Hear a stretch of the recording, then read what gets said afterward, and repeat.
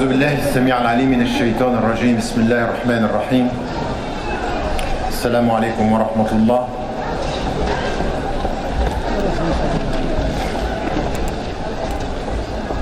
C'est avec un plaisir particulier, au-delà des événements, des controverses, des propos malveillants, que je me retrouve ici à Lille. Ça fait un certain nombre d'années maintenant que régulièrement je participe à cette rencontre. J'aimerais saluer les organisatrices et les organisateurs. Cette réunion, elle est importante. Et les propos qui ont été tenus aujourd'hui le sont de la même façon. Un certain nombre d'acteurs de la vie française ont voulu faire de cette rencontre un événement controversé et essayer d'entretenir une polémique. Il n'y a pas de polémique à avoir, il n'y a pas de polémique à entretenir, il y a un discours à clarifier, il y a une présence à affirmer, il y a un engagement à maintenir et il y a une voie à déterminer.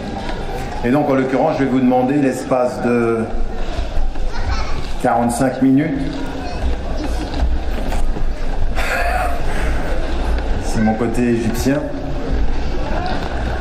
Et donc, l'espace de 45 minutes, de ne pas applaudir. Si vous entendez quelque chose qui vous plaît, ben vous le gardez en mémoire. Si quelque chose vous déplaît, vous l'oubliez. Mais en l'occurrence, pour les soucis des thèses à défendre, j'aimerais véritablement qu'on soit dans un moment de réflexion ensemble.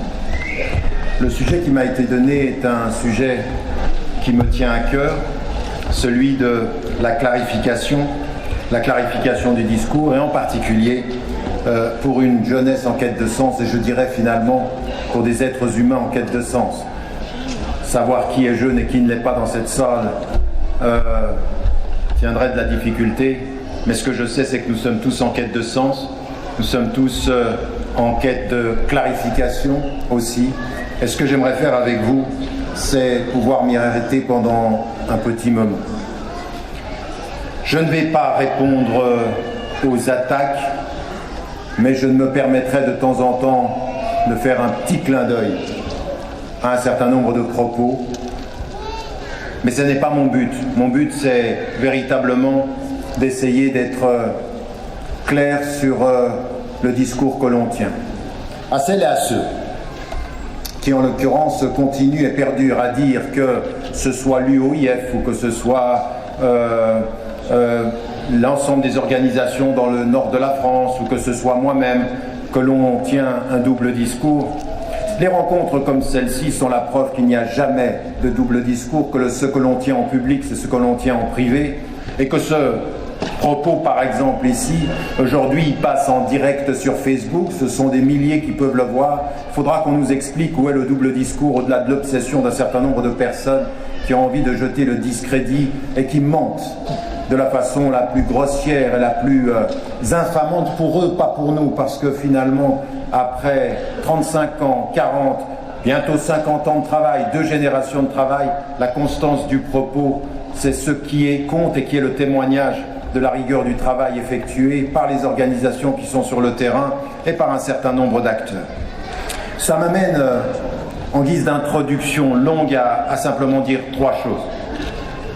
La première des choses, c'est que nous assistons aujourd'hui, dans le propos politique, comme dans le propos médiatique, mais également dans le propos à l'intérieur de la communauté musulmane, des Français de confession musulmane, à une confusion dans la terminologie, à ne plus très bien savoir de quoi l'on parle, de qui l'on parle et quelles sont les priorités.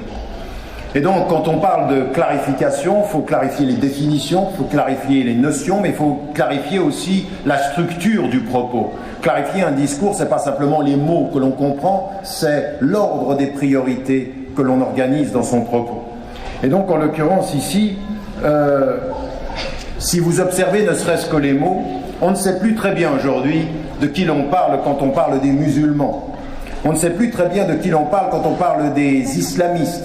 On ne sait plus très bien de qui l'on parle quand on parle des djihadistes. Si vous prenez toute une série de mots à l'intérieur du référent musulman, parfois pour les musulmans eux-mêmes et souvent de la même façon pour la société, les termes que l'on emploie ne sont pas clairs quant à leur définition. Ajoutez à cela la confusion qui s'est ajoutée aujourd'hui avec ce qui se passe en Syrie et en Irak, l'État islamique. Donc toute une série. Qui est musulman? Qu'est-ce que l'on entend par islamiste? Qu'est-ce que l'on dit quand on parle de djihadiste? Qu'est-ce que le djihad? Comment est-ce que l'on comprend la notion même d'État islamique? C'est la confusion totale et on utilise ces termes de façon totalement anarchique. Alors c'est pas nouveau, ça fait longtemps que ça dure. Mais j'aimerais vous dire une chose, il y a dans le propos politique comme dans le propos médiatique un certain nombre d'éléments de la confusion qui sont dus à l'ignorance. Il n'y a pas à en douter.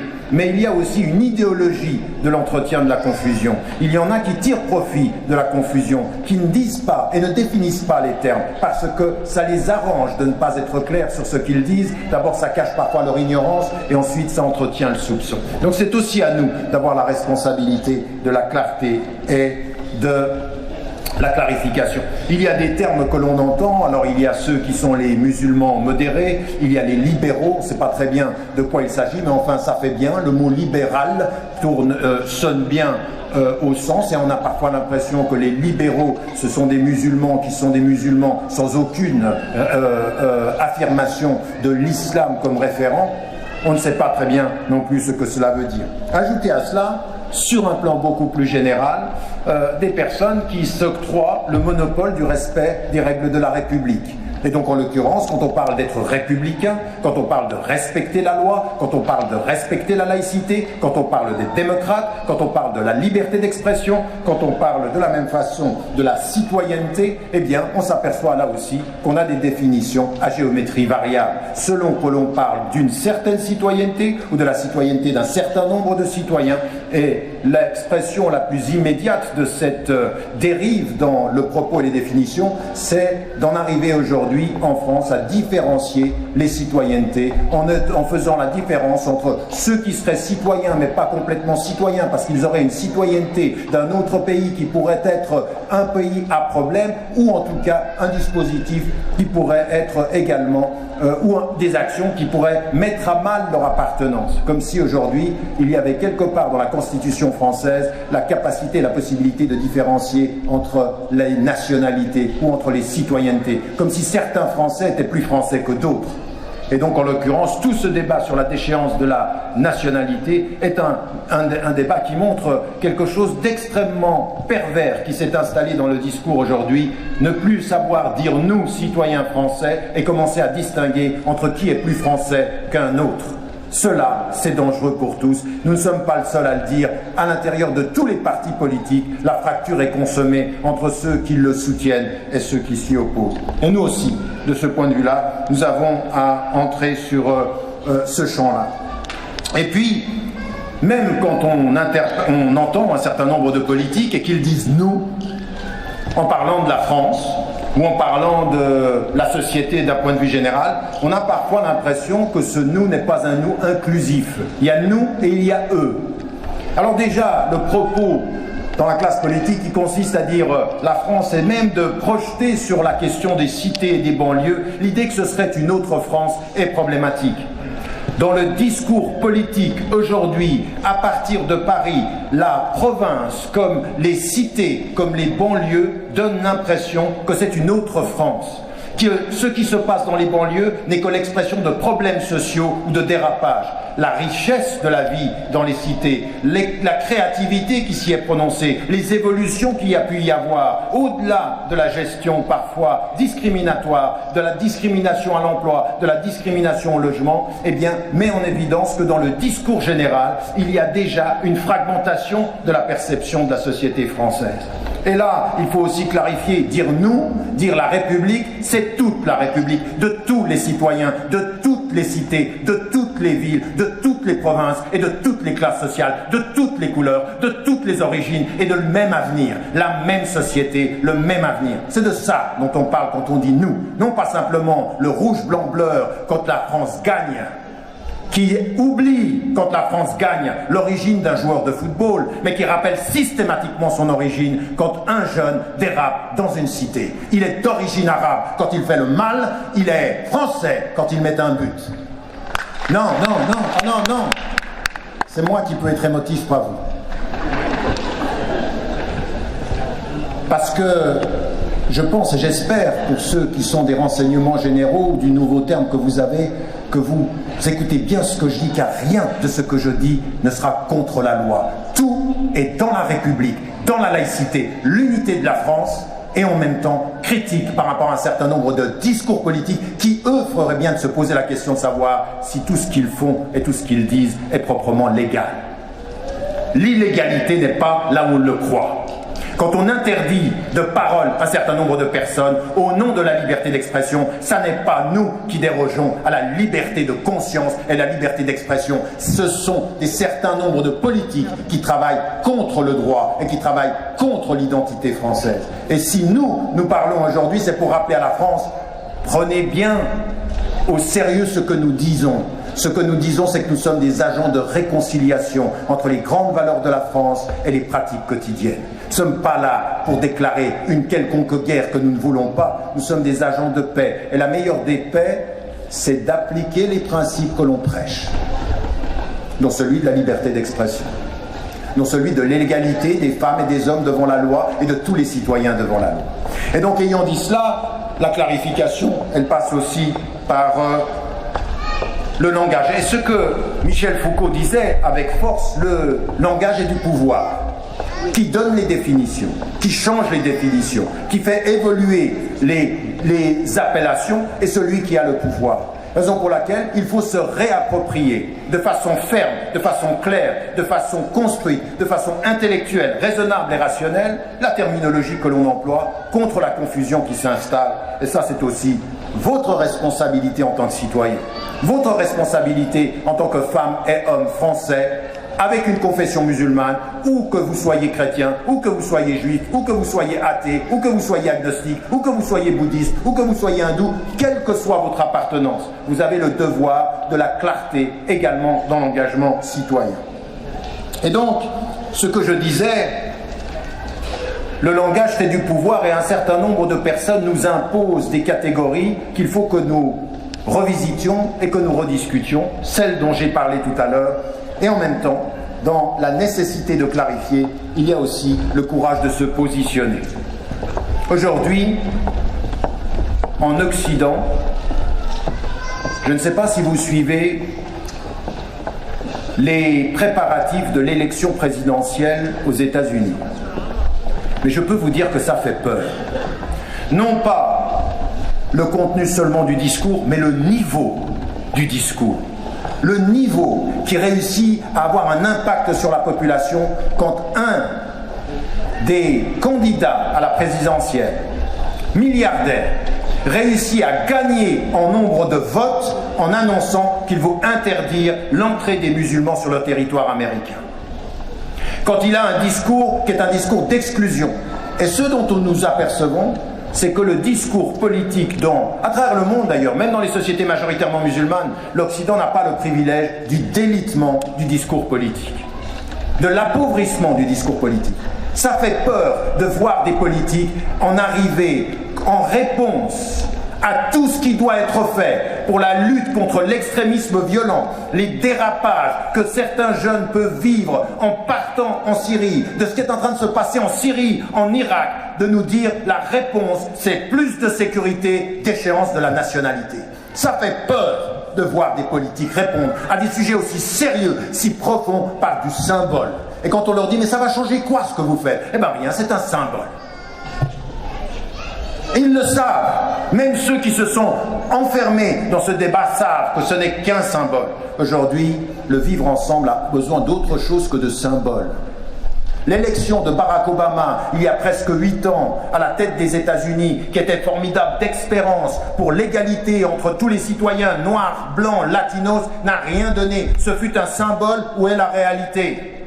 Quand vous êtes un citoyen noir, à l'heure d'Obama, vous avez 4 fois à 5 fois plus la possibilité de finir en condamné à mort qu'un blanc et qui est riche. Ça n'a rien changé. Le symbole, ce n'est pas ce qui fait changer les sociétés. Ça peut aider à évoluer les mentalités, mais c'est la politique quotidienne. On veut voir des partis politiques aujourd'hui travailler sur le local, sur le national, à la vraie justice sociale, au vivre ensemble, à l'acceptation aujourd'hui que la France, elle est plurielle, elle a plusieurs religions, elle a parfois 100 religions, mais elle a un avenir commun. Et il faut que nous puissions rendre compte de cela avec force et détermination. Et donc, la nécessité de clarifier et de se rapproprier les propos. Alors, de l'intérieur, assez rapidement, pour qu'on puisse avancer dans la réflexion. D'abord, il faut que nous disions une chose, et là, il faut que nous nous regardions, nous, en face. Parce que, qui d'entre nous, aujourd'hui, a le droit de dire de quelqu'un qu'il est musulman ou qu'il n'est pas musulman? Aujourd'hui, avec force et détermination, contre tout ce qui peut se dire au Moyen-Orient, que ce soit des chouyours ou que ce soit des autorités religieuses qu'on peut respecter pour certaines de leurs pensées, mais quand aujourd'hui certains tombent dans le piège de nous dire qu'il y a des sunnites d'un côté, que les chiites sont dangereux, qu'il y a des chiites d'un côté, que les sunnites sont dangereux, il faut que nous répondions de la France où nous sommes, de l'Occident où nous sommes, chiites, sunnites sont musulmans et nous respectons toute personne qui se dit musulmane et c'est ceci qui est déterminant pour nous. Nous ne mettons pas quelqu'un dehors de l'islam ou à l'intérieur de l'islam, ça ne nous est pas donné, nous ne sommes pas autorisés à le faire. Nous pouvons avoir des divergences politiques, nous pouvons considérer la Syrie comme étant un élément où la discussion sur le plan politique, je pense avec force et détermination que Bachar el-Assad est un dictateur, qu'il doit quitter le pouvoir. Et j'entends de l'autre côté des chiites et des gens qui sont de notre plan politique me dire non, il doit rester. Je ne laisserai jamais mon opposition politique à leur politique faire dire qu'ils ne sont pas musulmans et les sortir de la tradition. Jamais. Et aujourd'hui, c'est un discours que nous devons dire avec force. Ne pas nous laisser entraîner dans ce type de division extrêmement mauvaise, extrêmement grave. Et ça m'amène également à dire, donc ici, que nous avons une diversité acceptée. Nous avons une diversité acceptée et dans la réalité, nous avons une diversité acceptée entre musulmans et que nous devons véritablement, quand nous disons qu'elle est acceptée, nous devons la vivre. C'est-à-dire qu'aujourd'hui, nous devons, aujourd'hui en France, réapproprier cette appartenance en disant nous avons besoin d'un dialogue intracommunautaire, entre nous. Nous avons besoin, et j'ai vu récemment qu'il y a des ouvertures entre des tendances et des courants et des organisations, c'est impératif de faire en sorte que les Algériens d'origine, que les Marocains d'origine, que les Turcs d'origine, que les Maliens d'origine, que les Ivoiriens d'origine, que tous ceux qui sont d'origine étrangère, ajoutés à cela les convertis français à l'islam, entrent dans un débat et dans une discussion et dans un respect mutuel, qui se voient, qui se disent et qui se vivent. Non pas simplement ce soir ici parce que c'est facile, mais dans le quotidien, sur le plan local. Nous avons à faire ce travail, c'est un impératif. Et toutes ces personnes, ces femmes et ces hommes sont musulmanes et sont musulmans. Ça, le dialogue intracommunautaire, je l'ai dit, entre les sunnites et les chiites, et ça, c'est une diversité acceptée. Nous avons une diversité culturelle. Et la France est une culture maintenant musulmane. La France, l'islam est une religion française. Et donc la France est une des cultures musulmanes. Vous avez la capacité, l'autorité culturelle de faire que la culture française, elle soit considérée comme une culture musulmane parmi les cultures musulmanes, et tout ce qui est bon en France, tout ce qui est ouvert à la France, tout ce qui est ouvert à votre expression de votre islam est français. Le français est une langue de l'islam. La culture française est une des cultures de l'islam. Et il faut le dire avec force et le vivre avec détermination. Mais ce n'est pas terminé. Ce qu'il faut de ce point de vue-là, c'est aussi ajouter qu'il y a de l'inacceptable. Alors il y a une chose que j'ai dite sur Facebook ou que j'ai dite dans des médias à l'étranger, j'ai pu le dire en Angleterre et qui a été mal compris ou compris superficiellement. J'ai dit qu'il y a la diversité acceptée et il faut que nous expliquions ce que cela veut dire. Qu'il y a aujourd'hui en France des interprétations islamiques qui sont acceptées. Il y a des interprétations littérales, il y a des interprétations traditionnelles, il y a des interprétations réformistes, il y a des interprétations mystiques, il y a des interprétations rationalistes. Toutes ces interprétations sont le bienvenu. Elles sont à l'intérieur de l'islam l'expression de la diversité acceptée. Et maintenant, il y a aussi des choses qui sont inacceptables.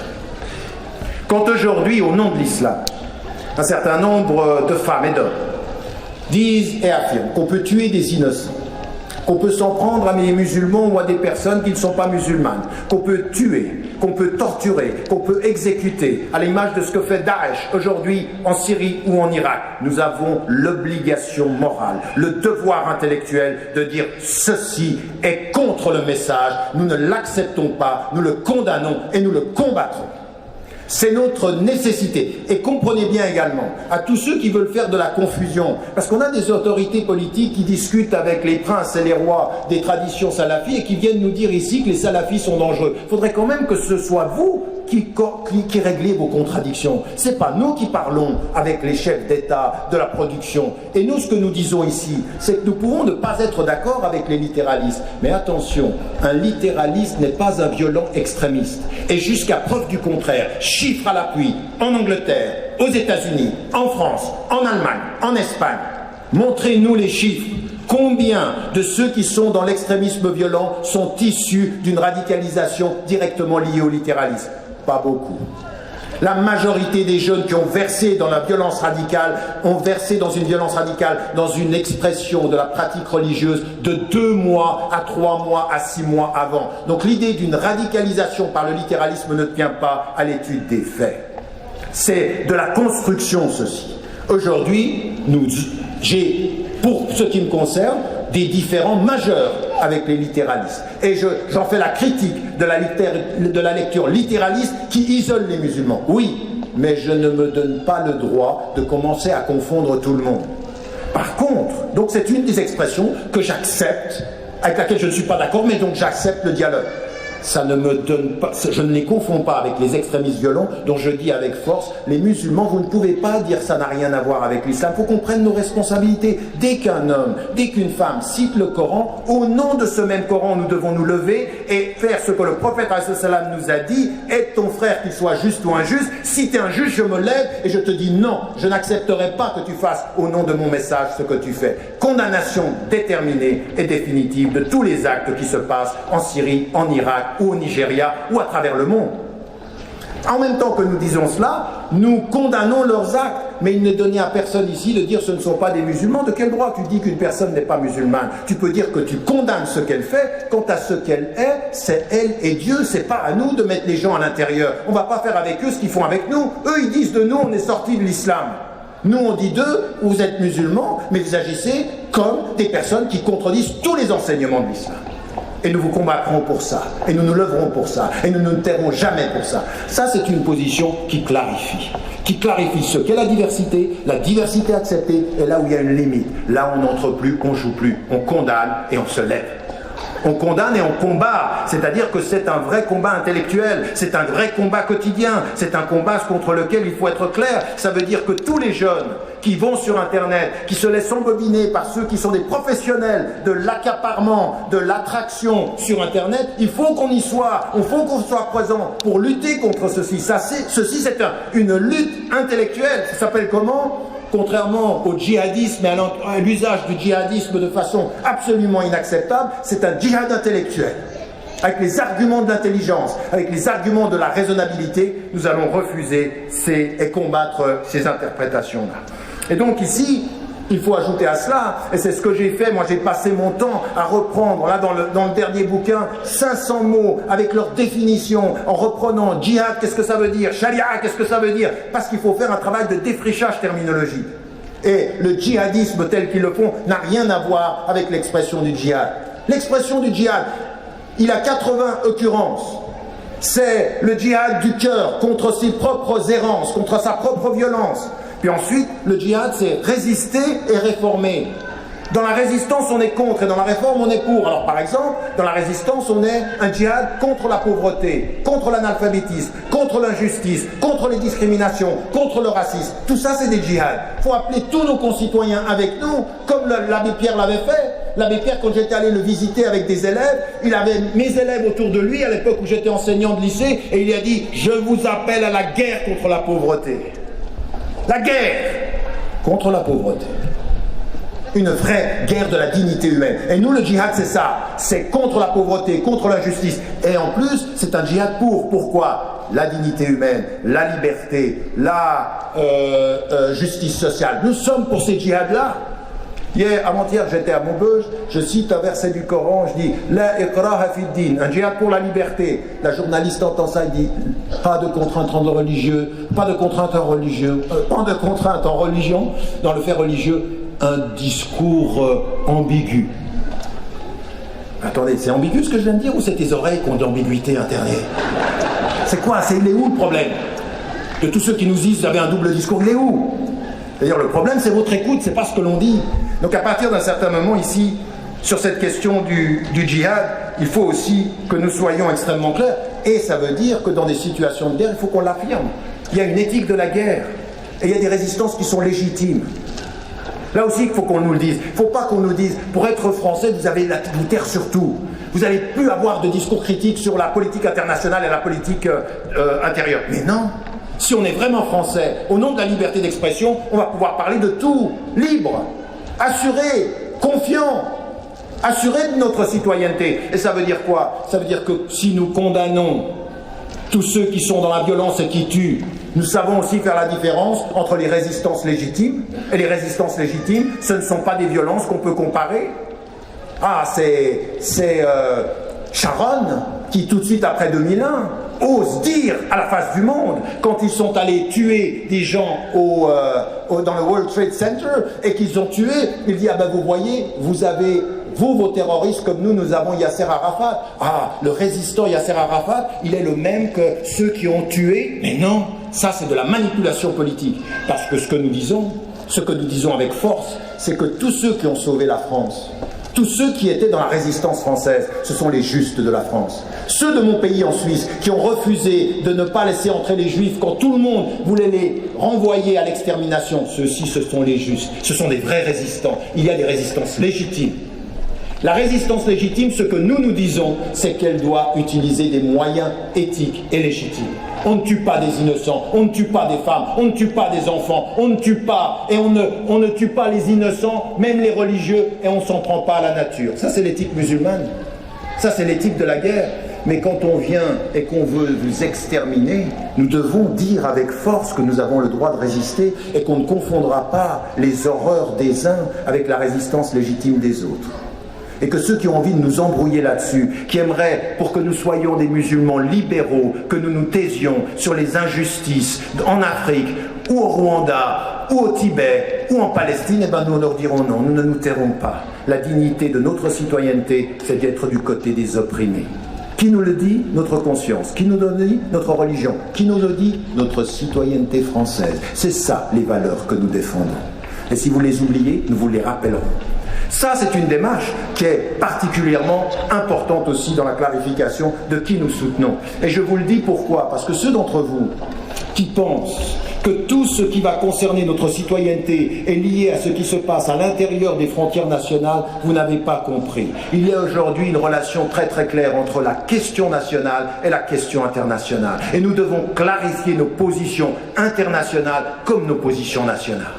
Nous sommes, où que cela soit, du côté des opprimés, dans les cités françaises, dans les villes françaises, comme dans les villes africaines, comme dans les sociétés africaines, comme au Moyen-Orient et comme en Asie et jusqu'en Chine. Nous sommes du côté des opprimés et notre voix est la voix des sans-voix. Ça fait partie de notre citoyenneté, la façon dont nous le comprenons.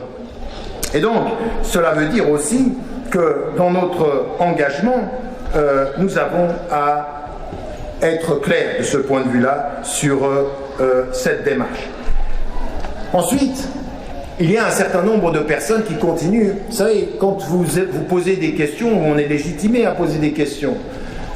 Et un certain nombre de personnes sont en train de nous dire systématiquement, et en particulier, c'est vrai sur la question de l'UOIF, je vise avec ça depuis 25 ans, systématiquement, dès qu'il se passe quelque chose dans une organisation, ah attention, ce sont les frères musulmans. J'aimerais répondre à ça maintenant et que ça suffit. Qu'il y ait eu une influence historique, qu'il y ait des personnes qui soient venues des pays qui étaient des pays où il y avait un mouvement de pensée, personne ne le nie. que sur les 25 dernières années, 30 dernières années, nous ayons évolué, que nous ayons acclimaté, considéré notre pensée dans le pays et que maintenant c'est une pensée qui soit ici, en France, pour nous, de façon complètement autonome, tout le monde doit de ce point de vue-là le reconnaître. Mais ceux qui systématiquement sont en train de vouloir associer toute expression d'un islam qui est un islam apaisé, un islam assumé, un islam cohérent sur le terrain, on a envie de leur dire, mais en fait c'est pas nous les complotistes.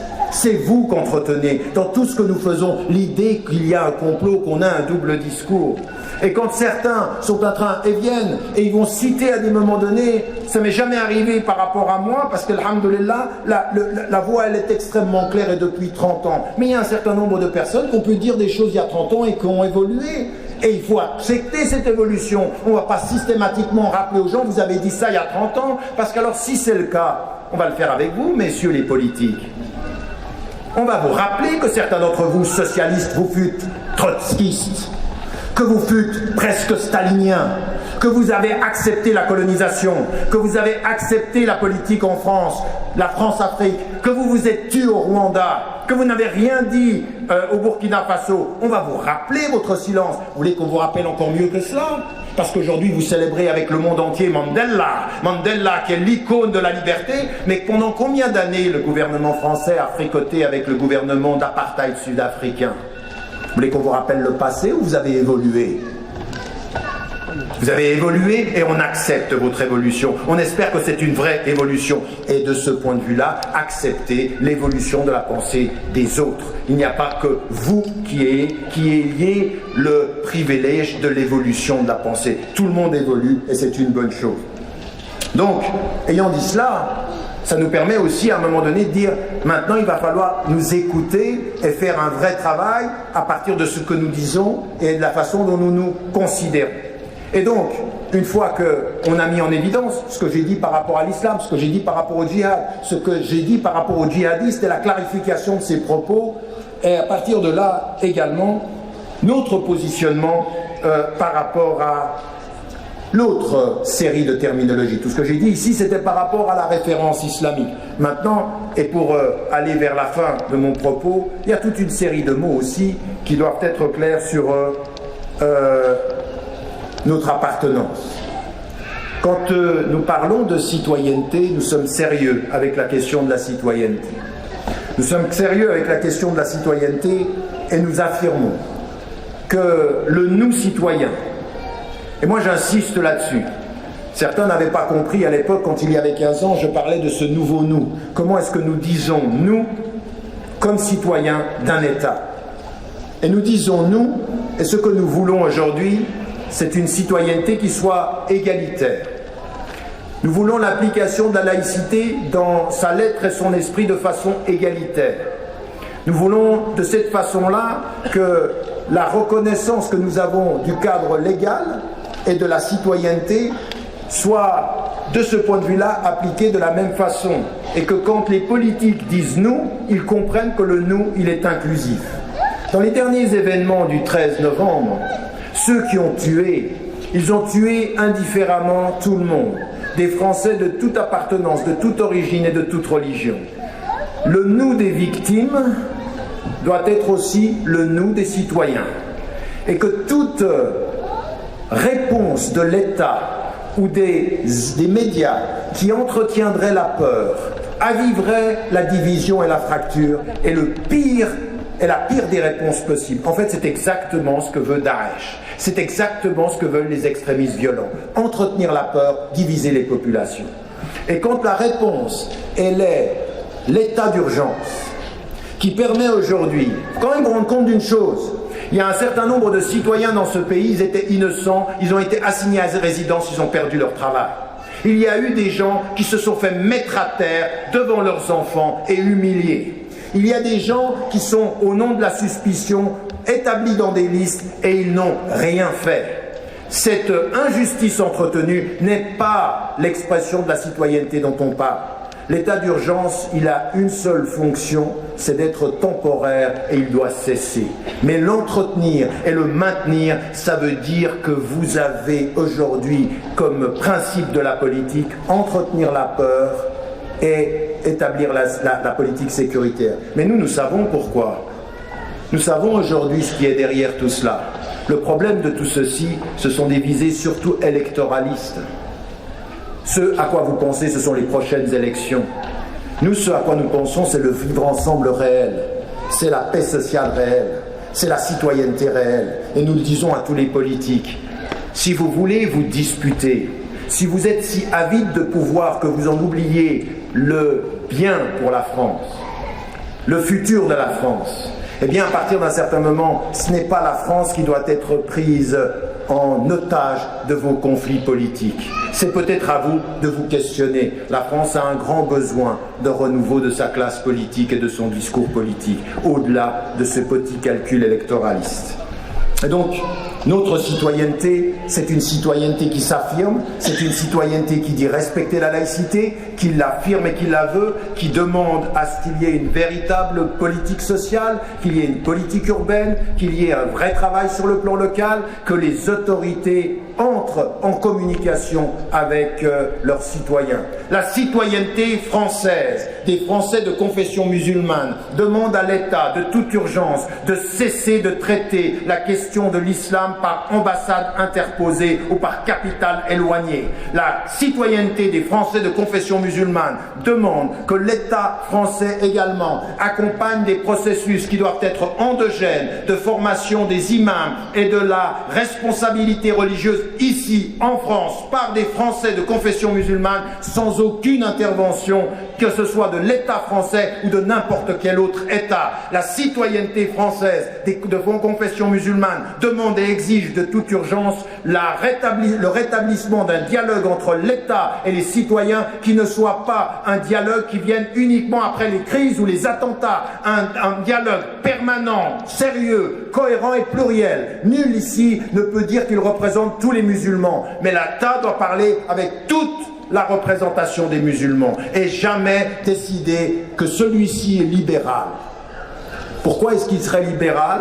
Parce qu'il vous dit ce que l'on a envie d'entendre sur le foulard, ou parce qu'il se tait sur la Palestine, ou parce qu'il dîne aux idées du CRIF. Ah non, ça n'est pas la citoyenneté égale, c'est la citoyenneté conditionnelle, c'est la citoyenneté de complaisance, c'est un libéralisme de complaisance politique. Non, ce qui doit être, c'est l'indépendance et la reconnaissance de l'indépendance des musulmanes et des musulmans. Il faut juste me donner 5 minutes, d'accord? Parce que là, je sens que je suis...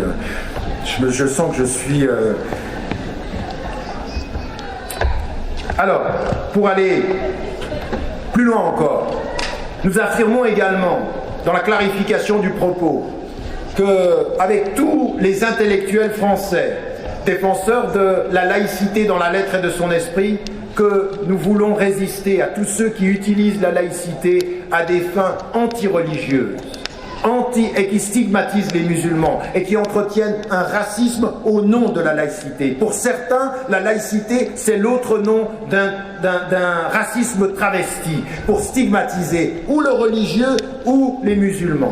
Eh bien aujourd'hui, il faut que nous sortions de ce piège-là. Nous avons suffisamment d'intellectuels, suffisamment d'organisations. Et vous avez vu tout ce qui s'est passé. Le soutien qu'il y a eu, par exemple, par rapport à M.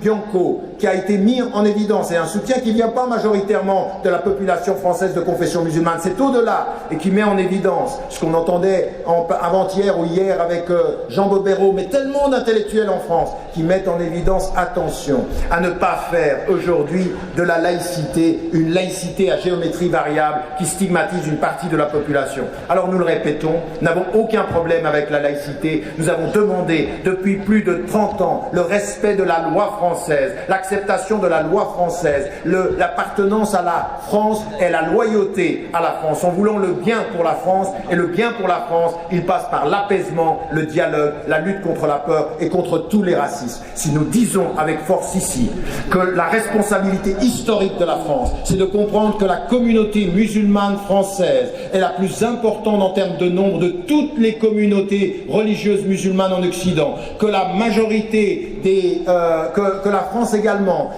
trouve la communauté juive la plus importante d'Occident dans ce pays, la citoyenneté de confession musulmane et de confession juive doivent réussir la paix sociale. Ça ne veut pas dire qu'on ne parle pas de ce qui se passe au Moyen-Orient, mais ça veut dire qu'ici, nous devons dire et affirmer non à l'antisémitisme. Nous serons les premiers à dire non à toute manifestation d'antisémitisme, non à l'islamophobie, non au racisme anti-noir, non au racisme contre les Roms, non à tous les types de racisme. Il n'y a aucune hiérarchie dans les racismes. Nous sommes là pour le dire et nous devons le travailler avec tous ceux qui sont de ce point de vue-là engagés pour l'égalité citoyenne, au nom de la laïcité bien comprise et non pas d'une idéologie de la laïcité qui aimerait en faire un instrument contre les religions. Et donc, ça m'amène ici à dire les deux derniers points sur lesquels j'aimerais insister. C'est que tout ceci, vous avez entendu, et vous comprendrez, pour beaucoup d'entre vous peuvent se dire, mais qu'est-ce qui dit dangereux? Tout ce que j'ai dit est dangereux. Pour ceux qui ont envie qu'on continue à se penser en victimes minoritaires et à être les bénis oui-oui, à se faire accepter. Moi, je n'ai pas vocation à me faire accepter par le gouvernement. Je n'ai pas de vocation à demander la permission. Un citoyen, il connaît ses responsabilités citoyennes et il parle à partir de ses droits citoyens. Et il dit aux politiques, nous sommes présents et nous n'accepterons jamais le discours victimaire. Bien sûr qu'il y a des victimes de racisme, bien sûr qu'il y a des victimes d'islamophobie ou d'antisémitisme, bien sûr qu'il y a des victimes de discrimination à l'emploi, mais il y a une différence entre être une victime et entretenir la mentalité victimaire. Nous ne sommes pas des victimes et nous allons nous battre. Et nous allons nous battre pour la première fois, vous allez le voir parce que ça vient sous vos yeux. Ça ne sera pas la communauté française ou les citoyens français de confession musulmane. Non, ce seront des citoyens français qui vont dépasser le clivage conventionnel et qui vont venir avec des chrétiens, avec des juifs, avec des athées et avec des agnostiques et on va travailler ensemble. Parce que ça vient maintenant, c'est sous nos yeux. Mais vous voyez ce que ça veut dire? Ça veut dire que vous qui êtes présents ici, il faut cesser le discours victimaire, il faut cesser l'auto-isolement, il faut cesser de se penser contre. Aujourd'hui, il faut venir avec un projet de société, avec une vision pour la France. La France, elle a besoin de citoyens qui ont une vision. Donc au lieu de regarder le délitement du discours politique, l'indigence du discours intellectuel en France, c'est aujourd'hui qu'il faut venir, c'est aujourd'hui qu'il faut sortir, c'est aujourd'hui qu'il faut se faire entendre, c'est aujourd'hui qu'il faut développer des alliances citoyennes avec des femmes et des hommes qui ont bien compris ceci. Aujourd'hui, c'est la fin de cet isolement et ils le savent. Et si aujourd'hui c'est aussi crispé, rappelez-vous du proverbe africain. On ne commence à jeter des pierres sur un arbre que quand cet arbre porte ses fruits.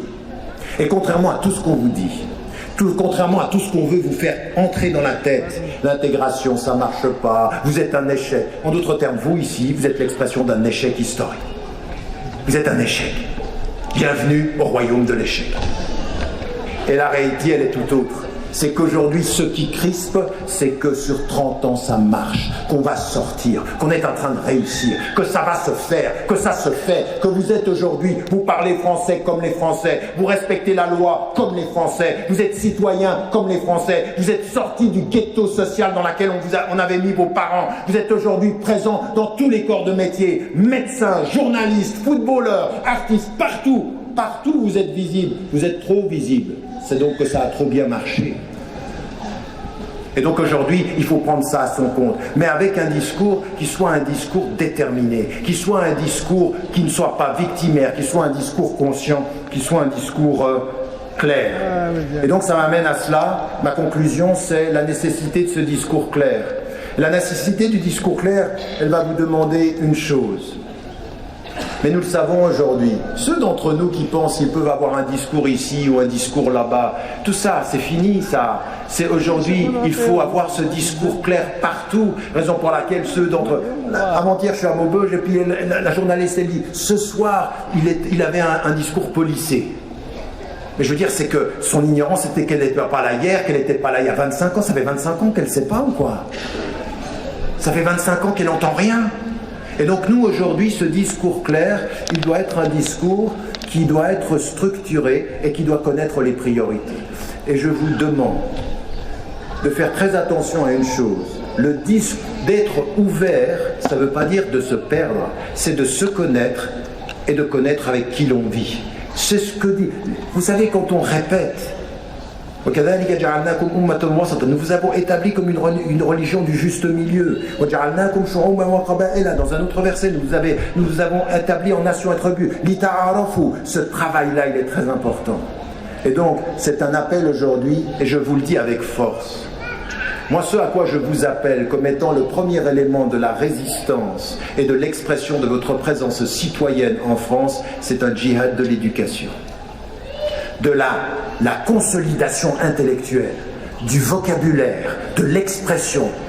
Au lieu qu'ils disent, il y a lui qui parle et il n'y a personne, il y en a énormément d'entre nous qui parlent. Maintenant, il faut que ce soit des centaines qui parlent. Il faut que toute cette génération, elle sorte, que vous preniez la parole, que des femmes parlent pour les femmes, qu'elles puissent dire avec force, ne nous réduisez pas au foulard. Nous, ce pourquoi nous nous battons, c'est quand on a les mêmes compétences, on veut le même salaire, et on veut du travail, et on veut être présent dans l'espace social. C'est vous qui nous contenez à l'extérieur. C'est vous qui êtes en train de nous réduire à un vêtement. Nous sommes plus que cela et nous sommes une présence aujourd'hui qui a montré sur les 25 dernières années que l'éducation des femmes en Occident fait que les femmes sont plus formées, plus présentes et habilitées à s'exprimer et à travailler et à vivre visiblement dans les sociétés occidentales. Ça aussi, il faut que ce soit votre engagement. Et donc, j'aimerais dire en même temps que s'il y a un vrai rempart à l'extrémisme violent, et je le dis, vous savez, avant-hier, sur la radio, à RTL, ils me disent « On dit que vous êtes un sous-marin de l'islam radical. » Un sous-marin. Je suis vraiment dans les profondeurs. Il y en a une qui vient dans une salle de cinéma, la lumière, elle est tamisée, le personnage des salles obscures. Mais vous êtes dans le délire. Le sous-marin de l'islam radical, ça fait 25 ans, et je lui dis « Mais vous pouvez me montrer un seul nom d'une personne qui est passée dans le radicalisme ou dans la violence extrémiste et qui a été formée par ce discours-là?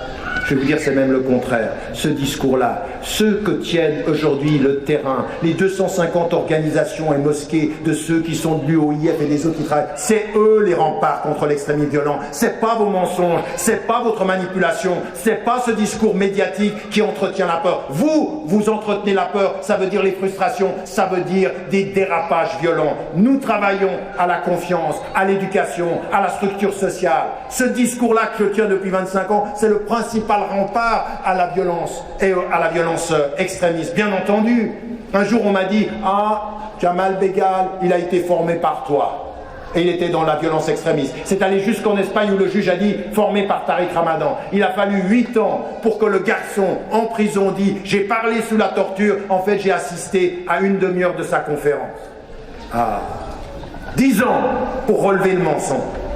Parce que la vérité, c'est que tout le monde le sait aujourd'hui. Ce discours-là, qui dit la fierté, qui dit l'assurance, qui dit aux gens ne vous cachez pas, qui dit soyez fiers de ce que vous êtes, osez parler, soyez présents, et bien c'est ça qui va lutter contre les frustrations. C'est ça le discours contre la frustration. C'est ce discours-là, et ceux des médias qui sont ici, ou des renseignements généraux, ils le savent. Ils le savent. Mais ils répètent le propos courant. Parce qu'il y a des idéologies dominantes dans ce pays, mais on ne lâchera rien. Et ça m'amène à vous dire une chose. Vous venez d'entendre un discours, et moi je l'assume complètement. Je ne pense pas que le ministre de l'Intérieur verra une once d'un discours illégal dans ce que j'ai dit. Je risque donc de pouvoir rentrer en France dans les prochains jours. Mais, et sachez une chose, à ceux qui ont pensé que c'était une boutade, non, je vais vraiment devenir français, je vais faire la même.